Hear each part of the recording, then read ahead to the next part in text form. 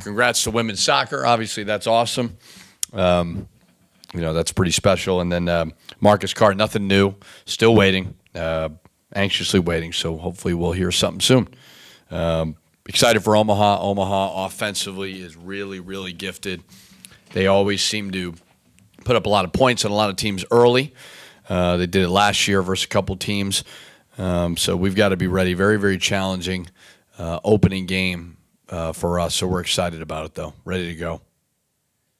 Just obviously with Eric's situation, you had the exhibition game to be able to see what Daniel could do, and obviously Mats. Can you talk about that position and how those guys will help you while Eric's out? Yeah, I mean, you lose a lot of substance with Eric gone. Eric really knows how to play.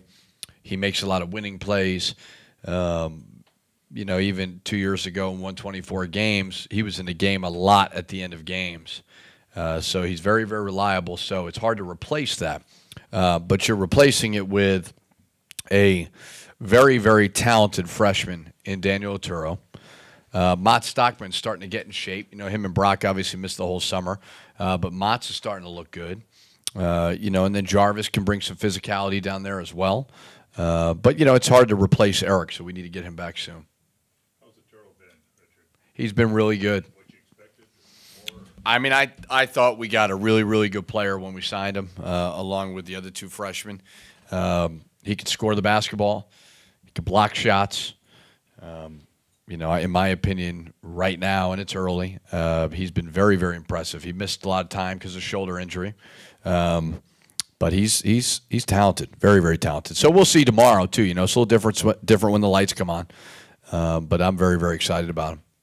You just mentioned when the lights come on, things being a little bit differently and having those two freshmen in the lineup. What are you expecting for them kind of coming out there in front of this crowd, first game here of their Division I career, and how they kind of handle that? Yeah, I mean, you try to simulate it to the best of your ability, but it's not the same. And that's why you play an exhibition game. You play a maroon gold scrimmage, but it's still not the same. So I think experience is a huge, huge factor. You can't rush it on them. For Daniel, for Gabe, for Jarvis, all three of those guys, I think you're going to have really, really good careers, but they are not going to be perfect every single day. So you just try to calm them down, get them to play as hard as they possibly can, and just focus on that next play. We talked last year about Dupree's health and how it was something that you guys were trying to manage. How would you describe where that was for him, and where is he at now? Yeah, I mean, he was towards the end of the year. He couldn't even practice. That was very, very challenging to go along with the other injuries. But he looks great now. He looks 100%. He had, when he got back, he had one of his better practices of the year. Was knocking down shots, playing hard. So it was good to get him back. But he looks really, really good.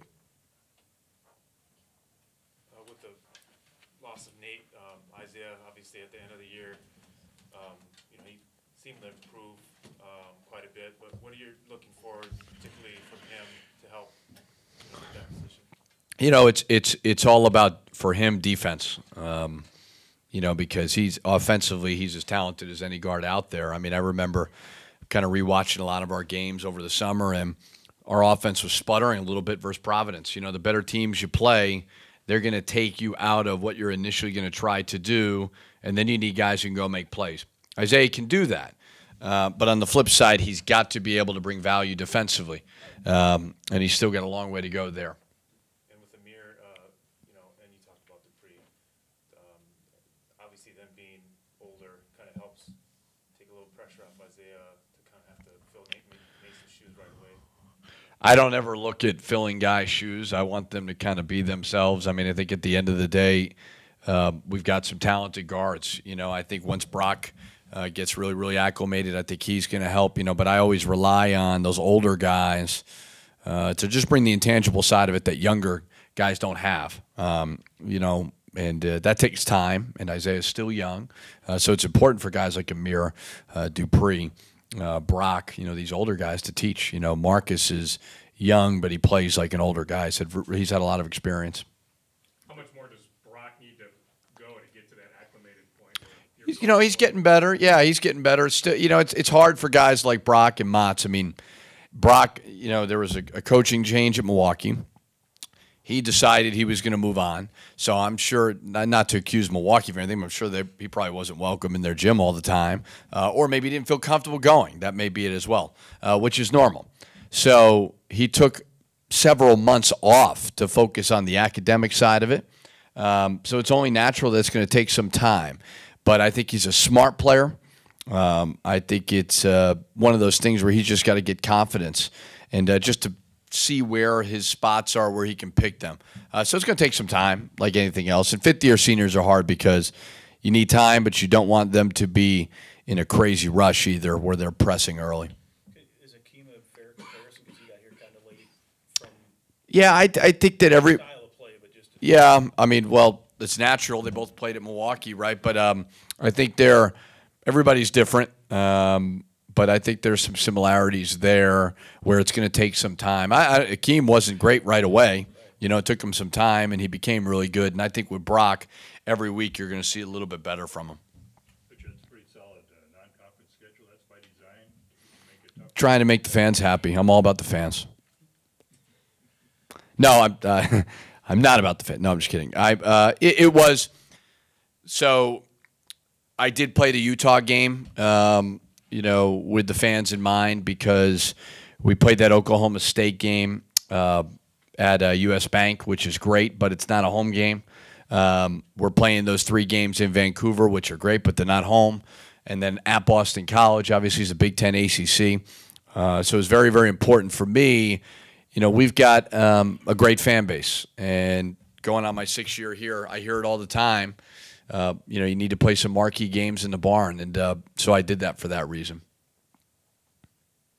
Do you pick up on some good chemistry between Gabe and Daniel from their AAU days, and is that something that can kind of give them a leg up in a little bit of this transition? And Jarvis, all 3 of them played together, and there's definitely chemistry there. There's no doubt about it. All 3 of those guys, you know, we get asked a lot about recruiting local talent, and I don't think that, you know, you can take those 3 guys lightly.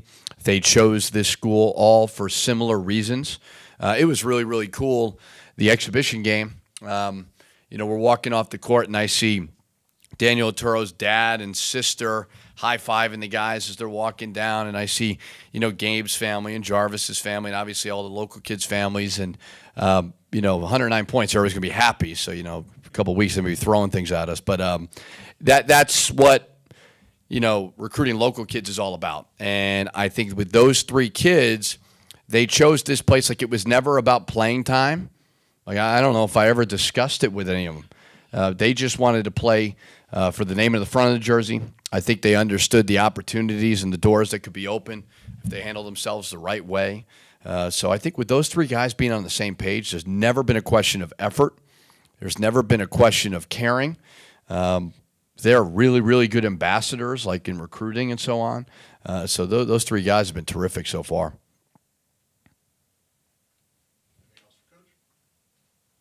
Nice. Thank you.